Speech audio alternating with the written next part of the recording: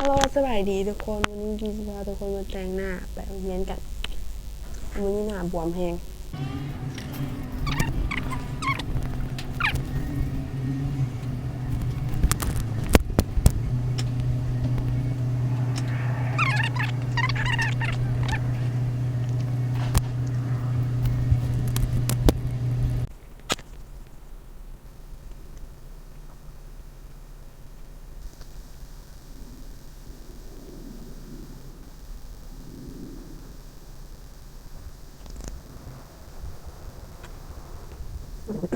ทุกคนไป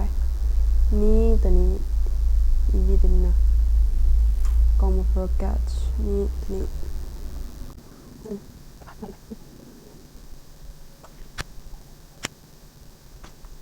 ไม่เอาไปก่อนเอาแล้วไปตรงนี้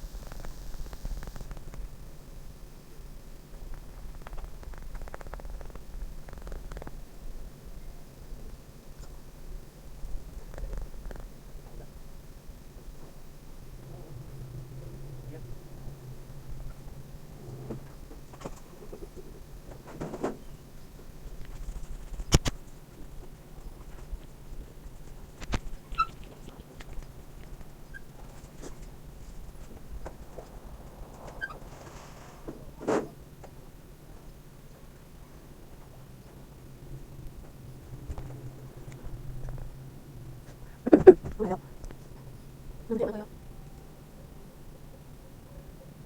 ไม่เอาไม่เอา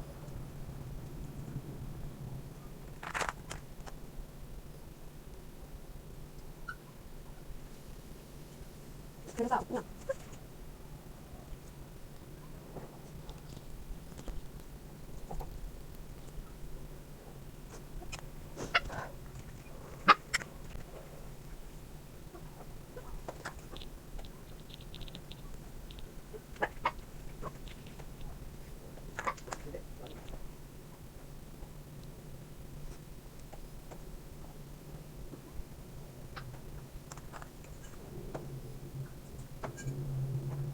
ไม่เอาตัวเองไม่เอาไม่เอาโอเค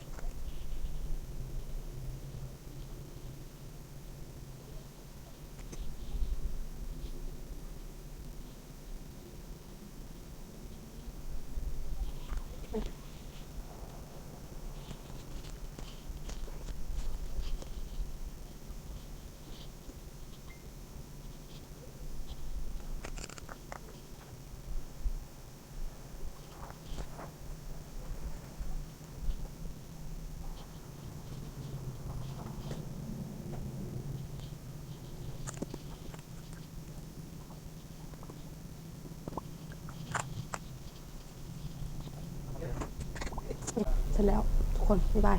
เจอกันคลิปใหม่จ้าบ๊ายบาย